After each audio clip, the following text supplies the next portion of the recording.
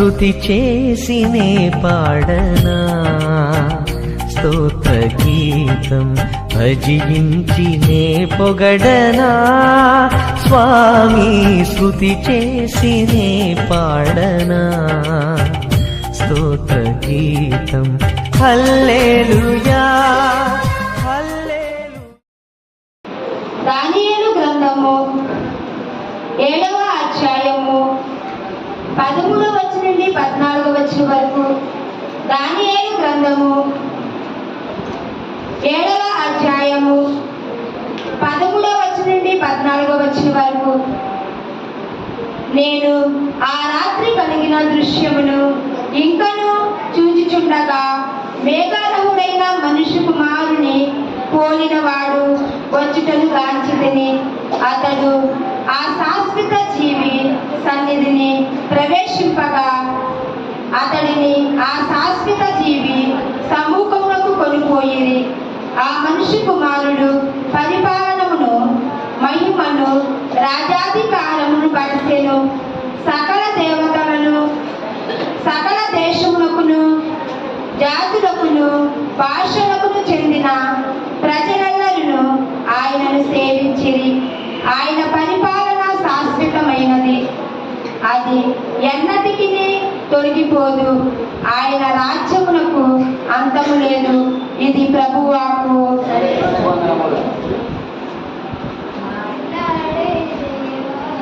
నా యేసయ్యా మాట్లాడే. దర్శనా గ్రంథము 1వ అధ్యాయము 5వ వచనం నుంచి 8వ వచనం వరకు. 2వ పట్టణము. దర్శనా గ్రంథము 1వ అధ్యాయము 5వ వచనం నుంచి 8వ వచనం వరకు.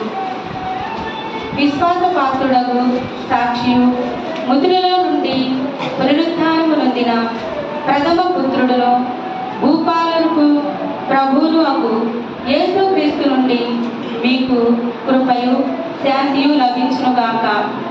ఆయన మనలను ప్రేమించుచున్నాడు. తన రక్తము ద్వారా మనలను పాప విముక్తులను చేసెను.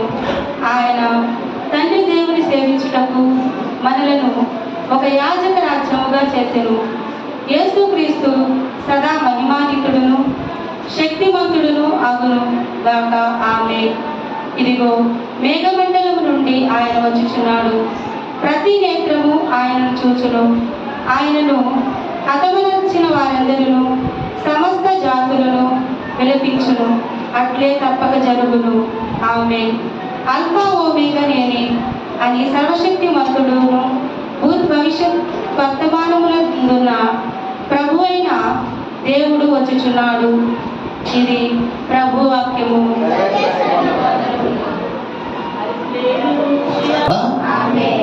పునీత యోహాను గారు రాసిన సువిశేషంలోని భాగము. యోహాను సువార్త 18వ అధ్యాయము. యోహాను సువార్త 18వ అధ్యాయము 33వ వచనం నుంచి 38వ వచనం వరకు. యోహాను సువార్త 18వ అధ్యాయము 33 నుంచి 38 వచనములు. పిలాతు మరల మందిరములోనికి వెళ్ళి యేసును పిలిపించి, నీవు యూదుల రాజువా అని అడిగాను. నీవే స్వయముగా ఈ మాట అనుచున్నావా, లేక ఇతరులు నన్ను గురించి నీతో ఇది చెప్పిరా అని యేసు తిరుగు ప్రశ్న వేశాను. అందుకు పిలాతు, నేను యూదులను అనుగుతున్నావా? నీ ప్రజలు ప్రధానార్చకులే నిన్ను నా చేతికి అప్పగించిరి. నీవు ఏమి చేసినవి అని అడిగాను. నా రాజ్యము ఈ లోక సంబంధమైనది కాదు. నా రాజ్యము ఈ లోకమునకు చెందినదైనచో నేను యూదుల చేతిలో పడకుండా నా అనుచరులు నా పక్షమున పోరాడేవారు. కానీ నా రాజ్యము ఈ లోక సంబంధమైనది కాదు అని యేసు సమాధానమిచ్చెను. అందుకు పిలాతు, అట్లయినా నీవు రాజువా అని అడిగాను. నేను రాజునని నీవే చెప్పుచున్నావు. నేను సత్యమునకు సాక్ష్యమిచ్చుటకు జన్మించుతని, దీని కొరకే ఈ లోకమునకు వచ్చితిని. సత్య సంబంధులందరూ నా మాటలను ఆలకింతురు అని ప్రత్యుత్తరం ఇచ్చను. ఇది క్రీస్తు సువిశేషము. అందరం కూర్చుందాం. పిల్లలెవరు కూడా దయచేసి మాట్లాడమంటున్నామా? కొద్ది నిమిషాలు దేవుని వాక్యాన్ని ధ్యానం చేసుకుందాం. దేవునికి స్తోత్రములు. హల్లెలూయా, హల్లెలూయా, హల్లెలూయా. తండ్రి వందన, తండ్రి స్తోత్ర, యేసయ్య వందన, యేసయ్య స్తోత్ర, పరిశుద్ధాత్ముడా వందన, పరిశుద్ధాత్ముడా స్తోత్ర, త్రియేక దేవా వందన, త్రియేక దేవా స్తోత్ర, మా రక్షకుడా వందన, మా రక్షకుడా స్తోత్ర, మా కాపరి వందన, మా కాపరి స్తోత్ర, ఆశ్చర్యకరుడా వందన, ఆశ్చర్యకరుడా స్తోత్ర, ఆలోచనకర్త వందన, ఆలోచనకర్త స్తోత్ర, పరమ వైద్యుడా వందన, పరమ వైద్యుడా వందన స్తోత్ర. హల్లెలూయా, హల్లెలూయా, హల్లెలూయా, హల్లెలూయా. క్రీస్తునాథునందు ప్రియ సహోదరి సహోదరులారా, ప్రియమైన దేవుని బిడ్డలారా, ఈ యొక్క నవంబర్ మాసము చివరి ఆదివారంలో మనం ప్రవేశించాం. సామాన్య 34వ ఆదివారాన్ని మనం కొనియాడుతూ ఉన్నాం. అయితే దైవార్చన ప్రకారముగా ఈ సామాన్య కాలము ఈ ఆదివారంతో ముగించబడుతుంది.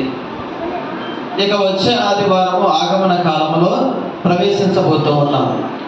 అయితే ప్రియమైన దేవుని బిడ్డలారా, ఈ నవంబర్ మాసము ఈ యొక్క చివరి ఆదివారాన్ని క్రీస్తు రాజు మహోత్సవ పండుగగా తల్లి శ్రీ సభ కొనియాడుతూ ఉంది.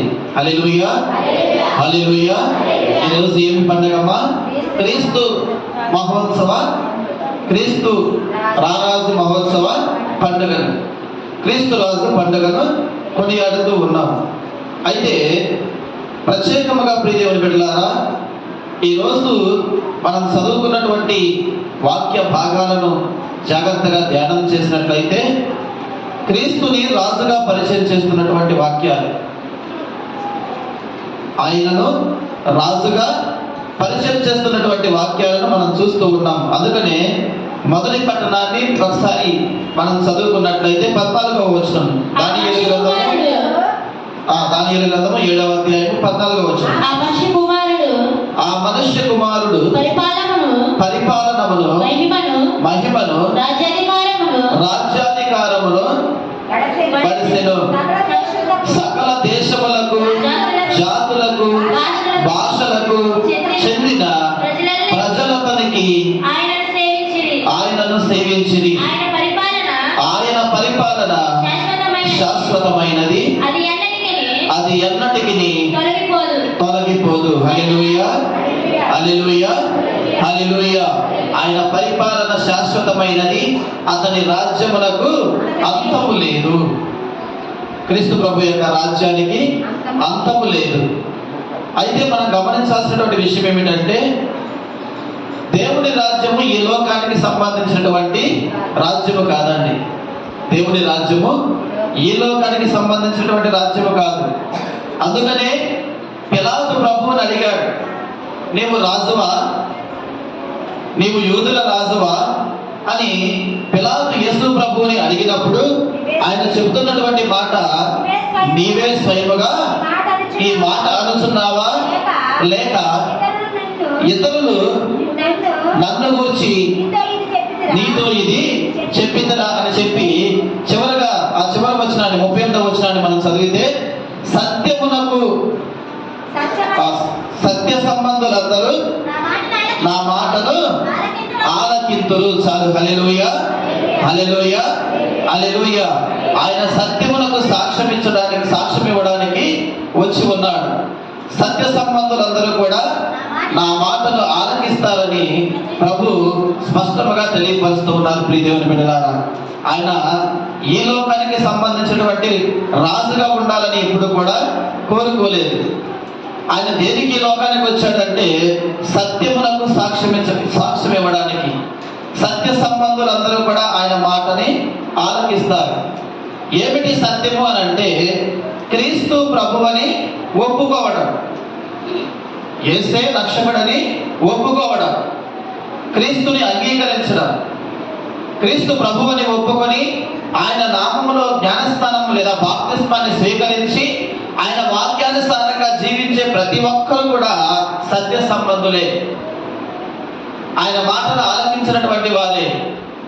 కనుక ఆయన రాజ్యము వేరు, ఈ లోక సంబంధమైనటువంటి రాజ్యము వేరు. చాలా సందర్భాల్లో బైబిల్లో మనం చూస్తూ ఉంటే దేవుణ్ణి ఈ లోకానికి రాజులు చేయాలని సాతాను కూడా కొన్ని సందర్భాల్లో ప్రయత్నము చేసింది. సాతాను కూడా కొన్ని సందర్భాల్లో దేవుణ్ణి ఈ లోకానికే రాజుగా పరిమితం చేయాలని ఆయనకు ఆశలు కల్పించింది. ప్రియమైన బిడ్డలారా, మత్తయి సువార్త 4వ అధ్యాయము 8-9 వచనాలు చదువుదాం ఒకసారి. మత్తయి సువార్త 4:8-9 వచనములు. తిరిగి సాతాను యేసుని మిక్కిలి ఎత్తైన పర్వత శిఖరమును చేర్చి భూమి అందరి రాజ్యములన్నింటినీ వాటి వైభవమును చూచి నీవు సాష్టాంగపడి నన్ను ఆరాధించిన ఎడల నీకు ఈ సమస్తమును ఇచ్చదను అనెను. సైతాను పొమ్ము, ప్రభువైన నీ దేవుని ఆరాధింపుము. హల్లెలూయా, హల్లెలూయా. యేసు ప్రభు బాప్తిసం పొందిన తర్వాత, ఎడారికి కొనిపోబడిన తర్వాత, 40 దినాలు ఉపవాసం ఉన్న తర్వాత సాతాను వచ్చి శోధించినప్పుడు ఆ శోధనలో ఒక భాగముగా ఎత్తైన పర్వత శిఖరానికి ప్రభువుని తీసుకుని వెళ్ళి ఆ పర్వత శిఖరం మీద నుంచి ఈ లోకంలో ఉన్న రాజ్యాలన్నీ చూపించింది. ఆ రాజ్యాలన్నీ చూపించి నీవు నా పాదాలకు మొక్కు, ఈ సర్వలోకాలు కూడా నీకు దారాదత్తం చేస్తా, ఈ రాజ్యాలన్నిటికీ నీవే రాజు అవుతావు అని చెప్పింది. అప్పుడు ప్రభు ఏమన్నాడంటే, చీపో సాతాను, నా యొద్ద నుంచి నువ్వు వెళ్ళిపో. ఎందుకంటున్నాడు ఆ మాట అంటే, దేవుడు ఈ లోకానికి రాజుగా ఉండాలని రాలేదు. ఈ లోకానికి రాజుగా ఉండాలని ఆయన రాలేదు. ఆయన సర్వలోకాలకు రాజు, సత్య సంబంధులకు రాజు. ఈ లోక రాజ్యాలు కొంతకాలం ఉంటాయి, కొంతకాలం తర్వాత సమసిపోతాయి. ఈ లోకంలో ఉన్న రాజ్యాలన్నీ కూడా కొంతవరకే పరిమితం. ఇప్పుడు మన రాజ్యం ఉంది, మన ఆంధ్రప్రదేశ్ రాజ్యం ఉంది. ఈ రాజ్యము, ఈ ప్రభుత్వము, ఈ పరిపాలన, ఈ రాజు 5 సంవత్సరాల వరకే. తర్వాత మళ్ళా ఎవరిని ప్రజలు ఎన్నిక చేసుకుంటే వాళ్ళ రాజ్యం వస్తుంది. అట్లా ఈ లోక సంబంధమైన రాజ్యాలు కొన్ని సంవత్సరాల వరకే పరిమితం. తర్వాత మళ్ళా వేరే రాజ్యాలు వస్తూ ఉంటాయి. కానీ దేవుని రాజ్యము అది శాశ్వతమైనటువంటి రాజ్యము. ఆ రాజ్యమునకు ఏమి లేదంట, అంతము అనేది లేదు. హల్లెలూయా, హల్లెలూయా, హల్లెలూయా. ఆయన రాజ్యానికి అంతమే లేదండి. కనుక ఆయన రాజు, భూలోక ప్రజలకే కాదు సర్వలోకాలకి కూడా ఆయన రాజుగా ఉంటున్నాడు. అందుకనే ఫిలిప్పీలకు రాసినటువంటి లేఖను మనం ఒకసారి చూసినట్లయితే, ఫిలిప్పీలకు రాసినటువంటి లేఖ 2వ అధ్యాయము, ఫిలిప్పీలకు రాసినటువంటి లేఖ 2వ అధ్యాయము, ఫిలిప్పీలకు రాసినటువంటి లేఖ 2వ అధ్యాయము 9 నుంచి కొన్ని మాటలు చదువుదాం. అందువలననే దేవుడు ఆయనను అత్యున్నత స్థానములకు లేవనెత్తి అన్ని నామముల కంటే ఘనమగు నామమును ఆయనకు ప్రసాదించెను. అందువలననే పరలోక, భూలోక, పాతాళ లోకము యందలి సమస్త జీవులను క్రీస్తు నామమునకు మోకాలు వంచి వినతులు కావలెను. పితయకు దేవుని మహిమార్థమై యేసు క్రీస్తు ప్రభువని ప్రతి నాలుక ప్రకటింపవలెను. హల్లెలూయా, హల్లెలూయా, హల్లెలూయా. ఆయన ఎవరికి రాజు అంటే కేవలము భూలోకానికి రాజు కాదండి. ఆయన ఎవరికి రాజు అంటే పరలోక, పాతాళ లోక యందలి సమస్త జీవులకును ఆయన రాజు. భూలోకము, పరలోకము, పాతాళ లోకము, సమస్త లోకాలకు కూడా ఆయన రాజుగా ప్రకటించబడ్డాడు. ఆయన రాజ్యానికి ఇక అంతం అనేది లేదు. కనుక ఆయన రాజ్యము వేరు, మనుషుల రాజ్యము వేరు. చాలా సందర్భాల్లో మనుషులు కూడా దేవునికంట 5 రొట్టెలు 2 చేపలు పంచిపెట్టినప్పుడు చాలా మంది ప్రజలు ఈయన మనకు రాజుగా ఉంటే మనకి ఆహారం కొదవలేదు అని చాలా మంది ఆయన దగ్గరకు వచ్చి రాజుగా ఉండాలని వేడుకున్నారు. కానీ ఆయన అక్కడి నుంచి వారి మధ్యలో నుంచి తప్పించుకుని వెళ్ళిపోయాడు. కారణం ఏంటంటే ఆయన ఈ భూలోకానికి పరిమితిగా ఉండడానికి రాలా. యుద్ధాలు చేసే రాజు కాదు ఆయన. చేతులు కత్తి పట్టుకుని కర్ర పట్టుకుని యుద్ధాలు చేసి రాజ్యాలు జయించడానికి ఆయన రాలా.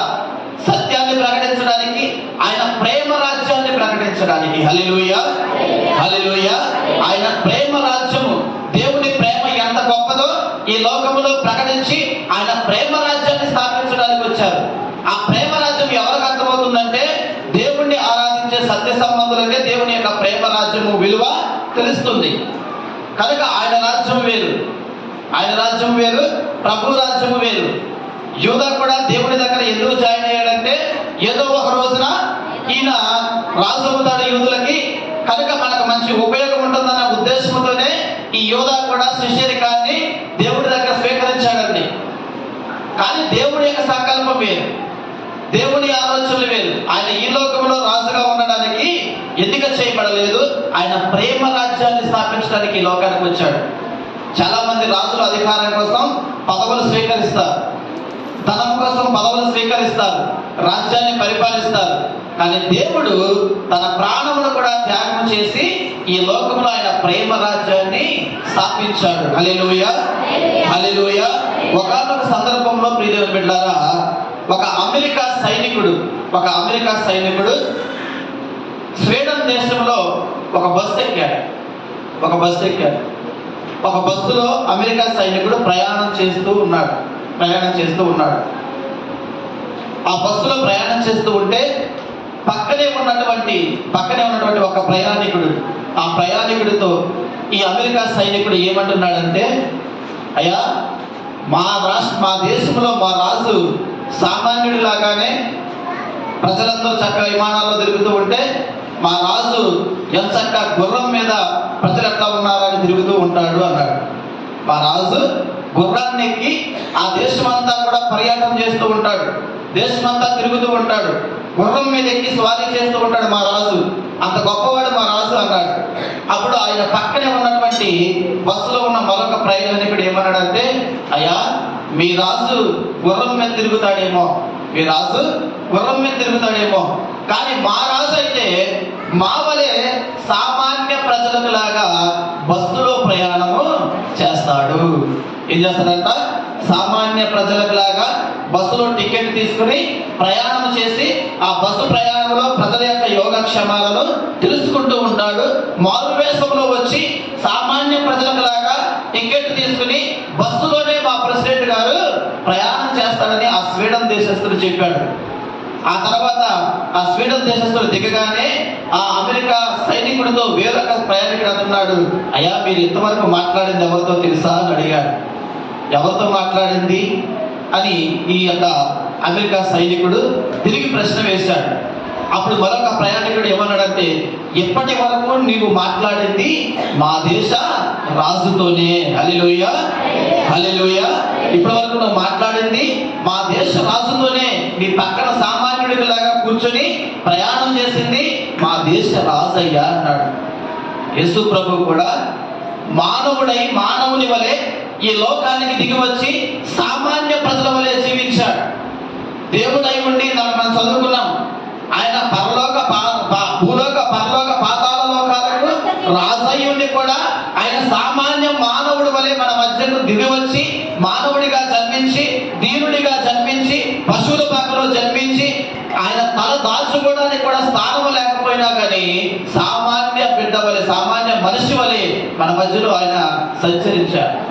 తన ప్రజల యొక్క బాగోగులు చూసుకుంటూ అనేక మందిని స్వస్థపరుస్తూ సువార్తను ప్రకటిస్తూ ఒక సామాన్య మనిషిలాగా దేవుడు మన మధ్యలో మానవుల మధ్య నివాసం ఉన్నాడు. కనుక మన రాజు ఎలాంటి రాజు అంటే ప్రేమను చూపేటటువంటి రాజు. ఆయన రాజ్యము వేరు, ఈ లోక సంబంధమైనటువంటి రాజ్యము వేరు. ప్రియమైన దేవుని బిడ్డారా, హల్లెలూయా, హల్లెలూయా. అందుకని ఆ ప్రభు గురించి ఒక ప్రవక్త కూడా చక్కగా మాట చెప్తూ ఉంటాడు. ద్వితీయోపదేశకాండము 18వ అధ్యాయము 15వ వచనం. ద్వితీయోపదేశకాండము 18వ అధ్యాయము 15వ వచనం. మోషే గారు చెప్తున్నటువంటి మాట, ప్రభువు మీ ప్రజల నుండి నా వంటి ప్రవక్తను ఒకరిని మీ చెంతకు పంపును. హల్లెలూయా, హల్లెలూయా, హల్లెలూయా. మోషే గారు కూడా ఈ యొక్క ప్రభు గురించి ప్రవచనం చెప్తూ ఉన్నారు. ఆయన ఏమంటున్నాడంటే, ఏ విధముగా నేను నాయకత్వం వహించి మిమ్మల్ని ఐగుప్తు దేశము నుంచి, ఆ కష్టాల కొలిమిలో నుంచి నా చేత దేవుడు మిమ్మల్ని విడిపించుకుని ఈ కానాను దేశానికి నడిపించుకుంటూ తీసుకుని వెళ్తున్నాడు, నా తర్వాత కొంతకాలానికి నాకన్నా గొప్ప ప్రవక్త ప్రభు మీ దగ్గరికి ఆయన్ని పంపిస్తాడు. ఆయన రాజు. ఆయన ఎవరమ్మా? ఆయన రాజు, రాజులకు రాజు, ప్రభువులకు ప్రభు. అలాంటి గొప్ప ప్రవక్త మీ చెంతకు రాబోతున్నాడని మోషే ప్రవక్త గారు కూడా ఇశ్రాయేల్ ప్రజలకి ప్రవచనం ఎత్తి ఈ క్రీస్తు రాజు గురించి సాక్ష్యం ఇస్తూ ఉన్నాడు. ఇంకొక సందర్భాన్ని మనం చూస్తూ ఉంటాం ప్రియ దేవుని బిడ్డారా. మళ్ళా మనం చూస్తే జ్ఞానులు కూడా మనం చూసినప్పుడు యేసు ప్రభుని ఆ ముగ్గురు జ్ఞానులు కూడా ఆరాధించి వచ్చినప్పుడు బంగారాన్ని సమర్పించారండి. ఆ బాలయేసుకి ఏమిచ్చారు? బంగారాన్ని. బంగారము దేనికి గుర్తు అంటే రాజరికానికి గుర్తు. బంగారము దేనికి గుర్తు అంటే రాజరికానికి గుర్తు. ఎందుకు బంగారాన్ని ఆ బాలయేసుకు సమర్పించారంటే ఈయన రాజు అన్న సంగతి ఆ ముగ్గురు జ్ఞానులకు ముందుగానే తెలుసు. ఈయన రాజులకు రాజని ఆయన ఆరాధింప వచ్చినటువంటి ఆ ముగ్గురు జ్ఞానులు కూడా బంగారాన్ని అంటే రాజరికానికి గుర్తుగా బంగారాన్ని సమర్పణ చేస్తూ ఉన్నారు. ఆయన మా రాజు అని, ఈ లోకానికి రాజని, రాజులందరికీ రాజని, రారాజు అని చెప్పి బంగారాన్ని కానుకగా సమర్పించి ఆరాధింపవచ్చారు ముగ్గురు జ్ఞానులు. హల్లెలూయా, హల్లెలూయా, హల్లెలూయా. కనుక ప్రియమైన దేవుని బిడ్డలారా, ఆ ప్రభుని మనం రాజుగా ఆరాధించాలి. ఏ విధముగా ఆయన్ని రాజుగా మనం భావించాలి, ఎక్కడ ఆయన్ని రాజుగా మనం స్థాపితం మనం ఆ రాజుకి స్థానాన్ని ఇవ్వాలి అని అంటే ఆ సొలొమోను మహారాజు ఆలయాన్ని కట్టించి, దేవాలయాన్ని కట్టించి దేవుని మందసాన్ని దేవాలయంలో ప్రతిష్ట చేయించి అక్కడ దేవుడిని ఆరాధించారు. దేవాలయంలో దేవుడిని ఆరాధించారు. అయితే ప్రియమైన దేవుని బిడ్డలారా, దేవుడు ఎక్కడ మనల్ని ఆరాధన అందుకోవాలని ఆశపడుతున్నాడంటే దర్శన గ్రంథము 3వ అధ్యాయము 20వ వచనం. దర్శన గ్రంథం 3వ అధ్యాయం 20వ వచనం. అమ్మా ఒకసారి వినుము, నేను ద్వారము వద్ద నిలిచి తలుపు తట్టుచున్నాను. ఎవరైనాను నా స్వరమును విని తలుపు తెరిచినచో లోనికి వద్దును. హల్లెలూయా, హల్లెలూయా, హల్లెలూయా. ప్రభు ఎక్కడ నివాసం ఉండాలి అని ఆశపడుతున్నాడంటే ఆయన హృదయ ద్వారము చెంత నిలిచి తలుపు తట్టుచున్నాడు. నీ హృదయం అనే ద్వారము చెంత నిలవబడి ఆయన హృదయాన్ని స్వరమెత్తి పిలుస్తూ ఉన్నాడు నిన్ను. ఎవరైతే ఆ హృదయ ద్వారములు తెరిచి ఆ హృదయంలోనికి ప్రభువుని ఆహ్వానిస్తారో ఆ ప్రభు అక్కడ సింహాసనం మీద కూర్చుండి మన హృదయము ద్వారా మనల్ని పరిపాలన చేస్తూ ఉంటాడు. మనం ఆయన పరిపాలనలో ఉండాలి. మనం ఎవరి పరిపాలన ఉండాలమ్మా? దేవుడి పరిపాలనలో ఉండాలి. వాస్తవానికి మన కుటుంబం అంతా ఒక కుటుంబము తండ్రి పరిపాలనలో ఉంటుంది. యజమానుని పరిపాలనలో ఆ కుటుంబం నడుస్తుంది. భార్య బిడ్డలు ఎవరికి లోబడాలి? తండ్రికి అంటే భర్తకి. భార్యకు భర్తగా, బిడ్డలకు తండ్రిగా, కుటుంబానికి యజమానుడుగా. ఆ కుటుంబాన్ని ఎవరు పరిపాలిస్తారు? ఆ యజమానుడు పరిపాలిస్తారు. అయితే ప్రియ స్నేహితులారా, దేవుడి వాక్యం ఏమని చెప్తుందంటే నీ కుటుంబాన్ని పరిపాలించేది నీ యజమానుడైనా నీ యజమానుడిని కూడా పరిపాలన చేసేది దేవుడు. కనుక మన కుటుంబాలు దేవుని పరిపాలనలో ముందుకు నడవాలి. సత్య సంబంధులుగా మనం ముందుకు నడవాలి. ఆయన పరిపాలనలో మనం ఉన్నప్పుడు మనకి ఏ కొదువ కూడా ఉండదు. అందుకే దావీదు కీర్తనకారుడు అంటాడు, ప్రభువే నాకు కాపరి, నాకు ఏ కొదువ లేదు. హల్లెలూయా, హల్లెలూయా. దేవుడే మనకు కాపరిగా ఉంటే మనకి ఏ కొదువ ఉంటుందండి? దేవుడే మనకు రాజుగా ఉంటే మనకి కాపరిగా ఉంటే మనకి ఏ నష్టం జరుగుతుంది? వాస్తవానికి ఆ యొక్క దావీదు మహారాజు రాజు, ప్రజల్ని పరిపాలించేటటువంటి రాజు అయ్యుండి కూడా ఆయన ఏమని సాక్ష్యం ఇస్తున్నాడంటే, ప్రజల్ని పరిపాలించే రాజుని నేనైనా కానీ నాకు రాజు ఎవరు, నాకు కాపరి ఎవరు అంటే నా దేవుడే, నా ప్రభువే నాకు కాపరి, నా ప్రభువే నాకు రాజు, కనుక నాకు ఏ కొదువ లేదు అని సాక్ష్యం ఇస్తూ ఉన్నాడు. కనుక ప్రభువు ఏమని మన నుండి కోరుతున్నాడు అని అంటే, నీ హృదయం అనే ద్వారము చెంత నిలవబడి దినగల్లా కూడా ఆయన నీ హృదయం అనే తలుపుని స్వరమెత్తి పిలిచి తట్టుతూ ఉన్నాడు వాక్యము చేత. కనుక నీవు ఆ హృదయ ద్వారములు, ఆ హృదయ తలుపులు తెరిచి ప్రభువుని నీ హృదయంలోనికి ఆహ్వానించుకుంటే ఆ హృదయ రారాజుగా ఆయన ఉండడానికి ఆశపడుతున్నాడు. మన హృదయాలను పరిపాలన చేయాలని దేవుడు ఆశపడుతున్నాడు. ఆయన రాజ్యం ఎక్కడుందంటే మన హృదయంలో. ఆయన మన హృదయాలను ఏలాలనుకుంటున్నాడు. క్రీస్తు రాజుగా మన హృదయాలను పరిపాలించాలనుకుంటున్నాడు. మన హృదయంలో ద్వేషము కానీ, పగ కానీ, అసూయ కానీ, పాపానికి కానీ తావు లేకుండా నిర్మలమైనటువంటి హృదయాన్ని ఆ ప్రభు మనకి ప్రసాదించాలని ఆశపడుతూ ఉన్నాడు. మన హృదయాలను ఏలే రారాజుగా ఈరోజు క్రీస్తు రాజుని మనం కొనియాడుతూ ఉండాలి ప్రియమైన దేవుని బిడ్డలారా. ఇంకా ఆయన రాజ్యం యొక్క గొప్పతనము మనం గమనించినట్లయితే ప్రియమైన బిడ్డలారా, ఈ లోక సంబంధమైన రాజులకి క్రీస్తు రారాజుకి ఉన్న తేడా ఏమిటంటే, ఈ లోక సంబంధమైనటువంటి రాజులు చాలా క్రూరంగా ఉంటారు. మనుషుల్ని కొంతమంది చంపేటటువంటి రాజులు పూర్వకాలంలో యుద్ధాలు చేసి ఆ రాజ్యంలో ఉన్నటువంటి సైన్యాన్ని, ప్రజల్ని చంపి ఆ రాజ్యాన్ని దోచుకునేవాడు. అందుకనే మనం చూస్తే చరిత్రలో 1925వ సంవత్సరంలో మన యొక్క భక్తినాథం రెండవ పోపు గారిని ఒక నాస్తికుడు ముస్సోలిని అనేటువంటి ఒక నాస్తికుడు పిస్టల్తో కాల్చాడు. అదే విధముగా జర్మనీని పరిపాలించినటువంటి హిట్లర్ అనేటువంటి ఆ హిట్లర్ రాజు అనేక మంది లక్షల యూదుల్ని, 60 లక్షలు దాదాపుగా యూదుల్ని ఊసకోత కోశాడు. అట్లా చాలా మంది ప్రియమైన దేవుని బిడ్డలారా, ఈ లోకంలో రాజ్యాన్ని పరిపాలించిన రాజులు ప్రజల్ని చంపిన వారిగా మనం చరిత్రలో చూస్తాం. ప్రజల్ని చంపిన రాజుల్ని మనం చరిత్రలో చూస్తూ ఉంటాం. కానీ క్రీస్తు ప్రభు ఈ రాజుకి మిగిలిన రాజులకి ఉన్న తేడా ఏమిటంటే, మిగిలిన రాజులందరూ కూడా ప్రజల్ని చంపిన వారుగా ఉంటే చరిత్రలో ఈ క్రీస్తు అనేటటువంటి రాజు ప్రజల కోసం తన ప్రాణాన్నే త్యాగం చేశాడు. ఈయన గొప్ప రాజు అనేవాడు, రాజుకుండేటటువంటి గొప్ప గుణం ఏమిటంటే, ప్రజల కోసము ఆ రాజు అడ్డముగా నిలబడి తన ప్రాణాలను కూడా త్యాగం చేయడానికి రాజు ముందుగా నిలబడాలి. ఆయన నిజమైనటువంటి రాజు. అంతేగాని ప్రజల్ని ముందర పెట్టి ప్రజల్ని చంపి నేను బ్రతకాలనుకునేవాడు రాజు అవుతాడా? ప్రజల్ని పరిపాలించేవాడు, ప్రజల్ని ఏలేవాడు, ఆ ప్రజల యొక్క క్షేమాన్ని కోరతాడు. అవసరమైతే ఏదైనా విపత్కాలం వచ్చినప్పుడు ఆ రాజు ప్రజలకు అండగా నిలబడతాడు. అతనే నిజమైనటువంటి రాజు.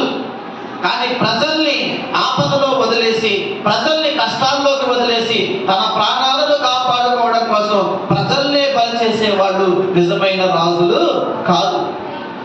అలాంటి రాజులకి మనం ఆరాధన చేసే ఈ క్రీస్తు రాజుకి ఉన్న తేడా ఏమిటంటే, మన రాజు మన కొరకు ప్రాణం పెట్టినటువంటి రాజు, క్రీస్తు రాజు.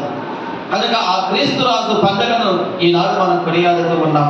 ఆయన కోరుకునేటటువంటి మన దగ్గర నుంచి ఆయన కోరుకున్నటువంటి ఆ ఒకే ఒక మాట, ఆయన అడుగుతున్నటువంటి మాట ఏమిటంటే, మన హృదయ ద్వారములను ఆయన తట్టుతూ ఉన్నాడు. కారణం ఏంటంటే, మన హృదయాలను ఆయన ఏలాలి అని చూస్తున్నాడు.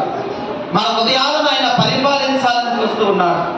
మన హృదయంలో ఆయన సింహాసనాన్ని నెలకొల్పాలని ఆయన ఆశపడుతూ ఉన్నాడు. మరి ఆయన స్వరమును విని మన రాజుని మన హృదయంలోనికి ఆహ్వానించుదామా? మన హృదయంలోనికి మన రాజుని మనం పిలుద్దామా? దినవెల్లా కూడా నేను హృదయం అనే ద్వారం చెంత నిలవబడి ఆ రాజు తలుపు తట్టుతూనే ఉన్నాడు ప్రియమైన దేవుని బిడ్డలారా. కనుక దేవుని యొక్క రాజ్యము ఈ లోకానికి సంబంధించినటువంటి రాజ్యము కాదు. అసలు ఆ రాజ్యానికి అంతమే లేదు. శాశ్వతమైనటువంటి రాజు. ఈ లోక సంబంధమైన రాజ్యాలు కొంతకాలమే ఉంటాయి, కొంతకాలమే నిలుస్తారు. మరలా కొంతకాలం తర్వాత కొత్త రాజ్యాలు వస్తాయి. కానీ దేవుని రాజ్యానికి, దావీదు సింహాసనం మీద కూర్చున్నటువంటి ఈ క్రీస్తు సామ్రాజ్యానికి అంతమే లేదు. శాశ్వతుడైనటువంటి రాజు, నిత్యుడైనటువంటి తండ్రి. కనుక ప్రియదేవుని బిడ్డలారా, ఆ క్రీస్తు రాజు పండుగను కొనియాడుతున్నటువంటి మనము ఆ రాజుని మన హృదయంలోనికి ఆహ్వానించుకుందాం, ఆ రాజుని మన హృదయంలోనికి చేర్చుకుందాం. మన హృదయం అనే సింహాసనాన్ని ఆ ప్రభువుకి వేసి ఆ సింహాసనం మీద ఆయన కూర్చోబెట్టి ఆయన పరిపాలనలో మన యొక్క జీవితాలను ధన్యం చేసుకుందాం. అట్టి ధన్యత దేవుడు మనందరికీ దయచేయను గాక. అందరూ లేచి నిలబడదాం, విశ్వాస ప్రమాణం చెప్తాం. పరలోకమును భూలోకమును సృష్టించిన సర్వశక్తి గల ప్రతి అయిన సర్వేశ్వరుని విశ్వసించున్నాను. అతని యొక్క ఏకసుతులను మన యొక్క నాథుడైన యేసుక్రీస్తుని విశ్వసించున్నాను.